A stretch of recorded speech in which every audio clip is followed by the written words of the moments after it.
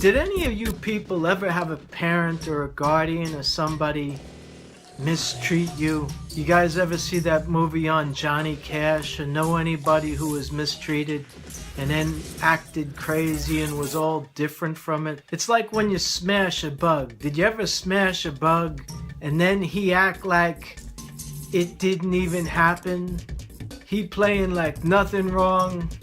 Well, me, that's the story of my life. And so I've always been attracted to oddballs and strange things. I was driving up the street the other day. This reminded me of a place I used to hang out as a kid.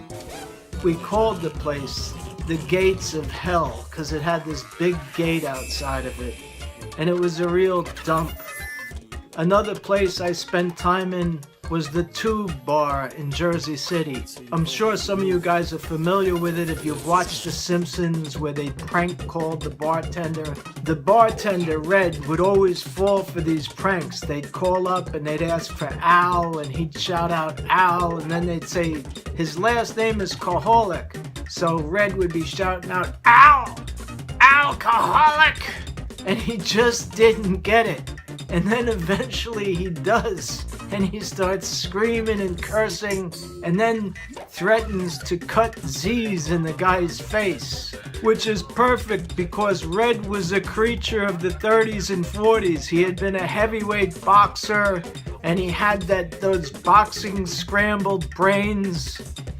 And he threatened to cut Z's in the guy's face, and I loved that because that was a 1940s radio serial. The story of Zorro, and he would cut Z's into everything. I love the influence. I'm gonna cut Z's in your face. The Tube Bar was a quality establishment, man. There were no seats. So if you couldn't stand, you couldn't get served. They were very discriminating about who they served. Red was one of these people who would always get things wrong. He'd send you down the street to the Chinese joint. He couldn't say wonton, he'd say everything but. Yeah, get me a ring ding soup, or a wing ding soup, or a hing hong soup.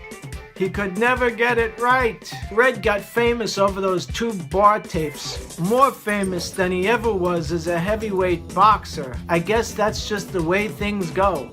Like all good dive bars, there was a dirty pizza place next door to it where you could go in and get a disgusting slice served up by a guy with a huge eyeball. In fact, everybody referred to the place as eyeball pie. So as I was saying, my experience made me a bit of an adventurer. And I love going into thrift stores because they have all sorts of strange things. Yesterday's bad ideas. Like, look at this. I see this thing. It's a George Foreman grill.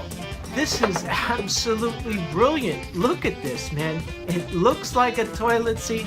It opens like a toilet seat. Yet they sold hundreds of millions of these things. The guy who invented this stuff couldn't sell any of it. Gee, I wonder why. He hooks up with George Foreman.